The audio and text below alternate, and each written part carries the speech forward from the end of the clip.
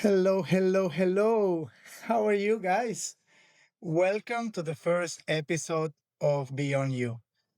I think my team and I we are really excited for the launching of this first episode and we decided to cover a subject that is really important and personally I liked it, which is family. I'm sure you have heard the phrase, you're your mom, you're your dad, you're your parents.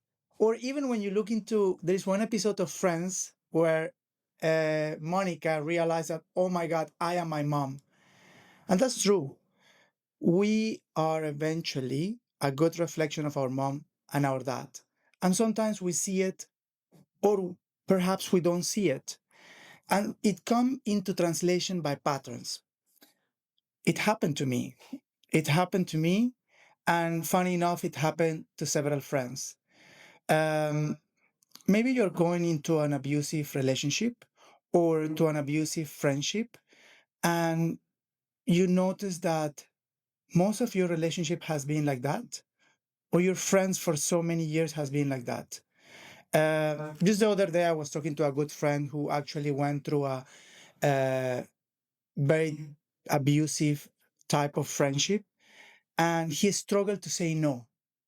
Okay, for so many years. Um or if I go back to my story, also I had so many abusive type of relationship where, and by the word abusive I don't mean that physical abuse or anything, because sometimes it's just about a consensual abuse or just attracting people who are not emotionally, mentally, economically available, but you are still there, you are still hanging there, you are still trying and trying and trying. Sometimes we need to pause.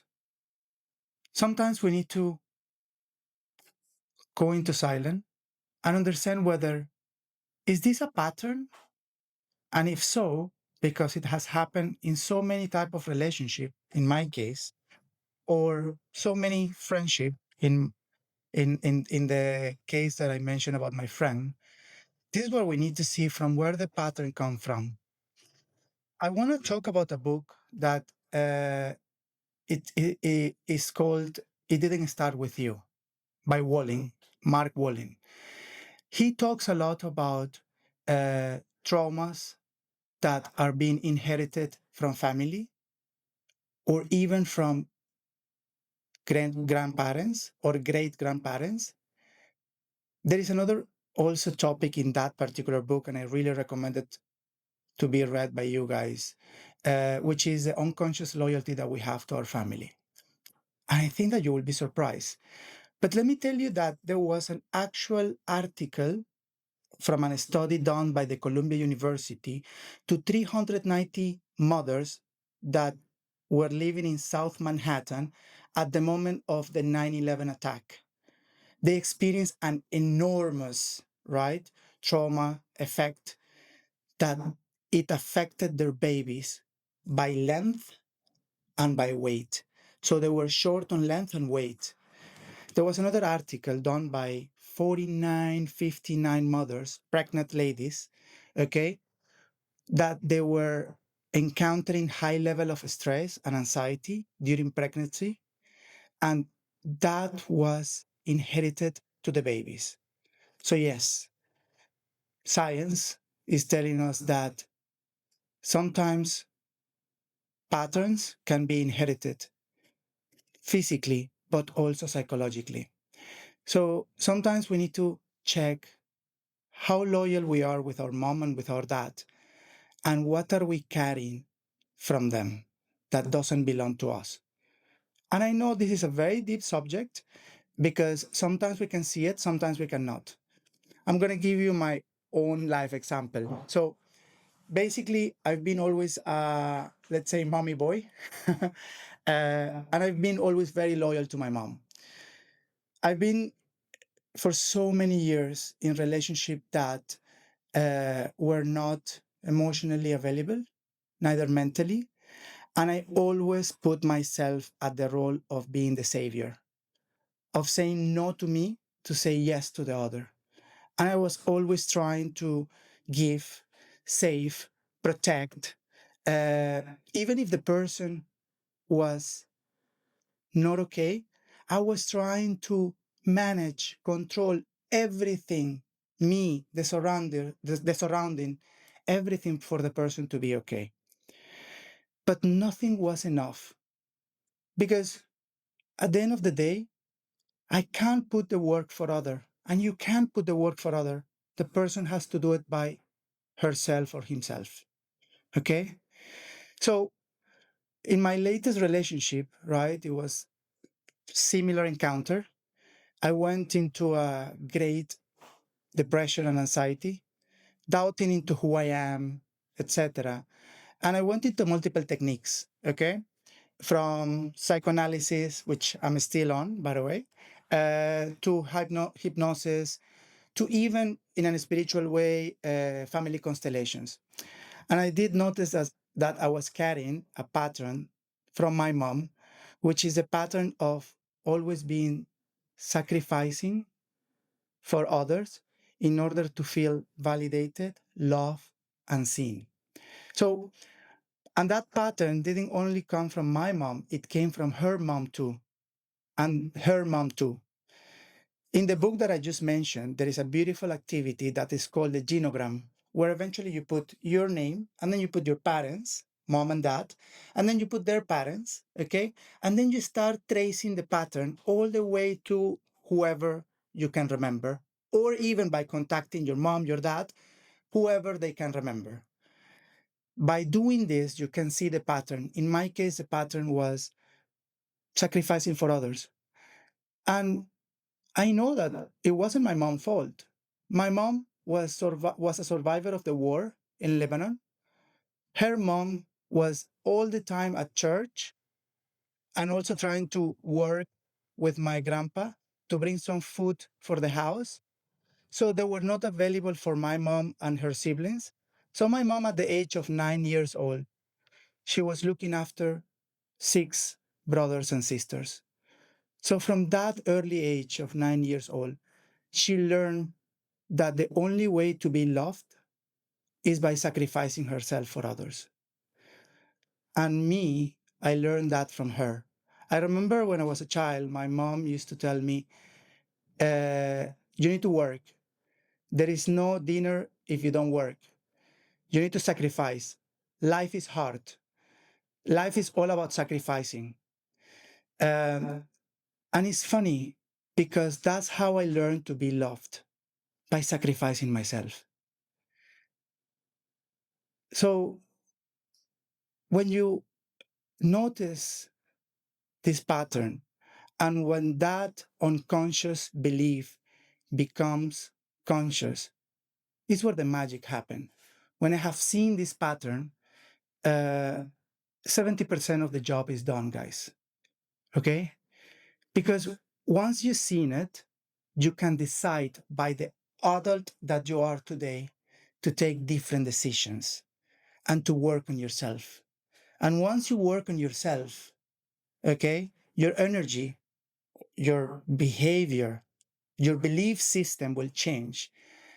And by default, your surrounding will change. Or you will just start attracting people who are different and more aligned to who you are. So, in a way, by seeing this pattern, I understood that it wasn't my ex fault or all of my ex's fault because they were perfectly aligned with the person that I used to be. I wanted to save someone, to be loved, and those people wanted to be saved, to be loved. So the responsibility was not on them only. And I didn't have to take the victim role.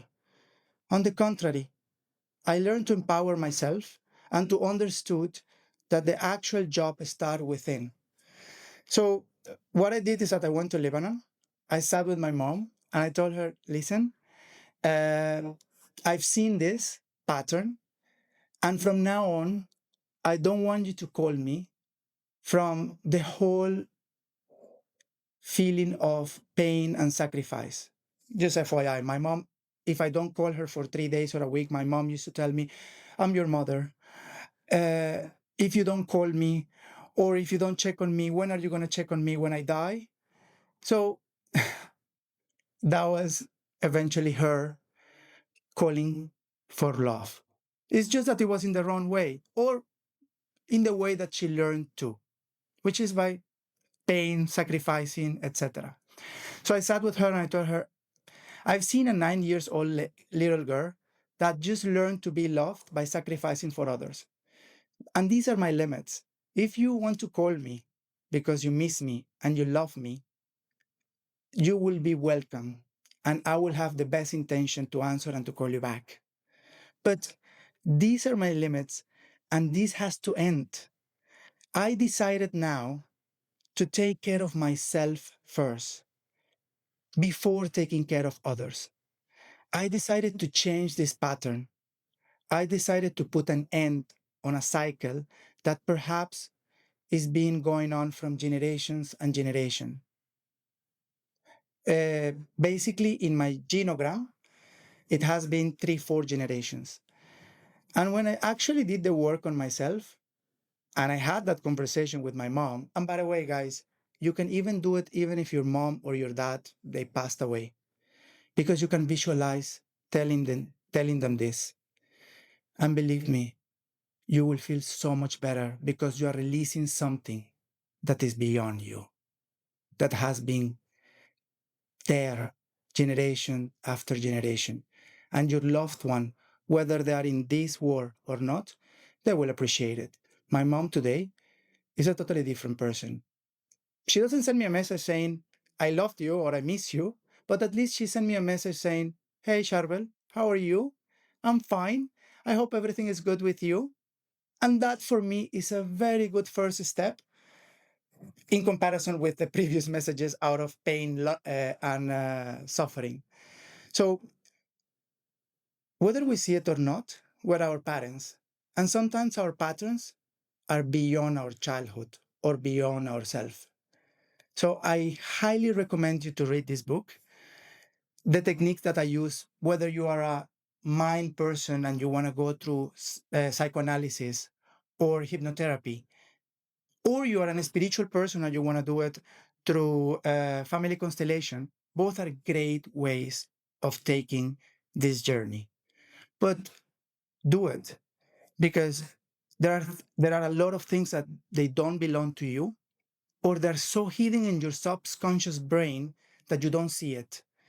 But when they come into clarity, 70% of the job is done. I hope you have enjoyed this first episode because it was about something that is beyond you, but it had to start with you to put an end for you to have clarity and to be your most authentic self. I send you many kisses. I hope you enjoy the first episode and looking forward for the next one where we're going to touch about childhood. Okay?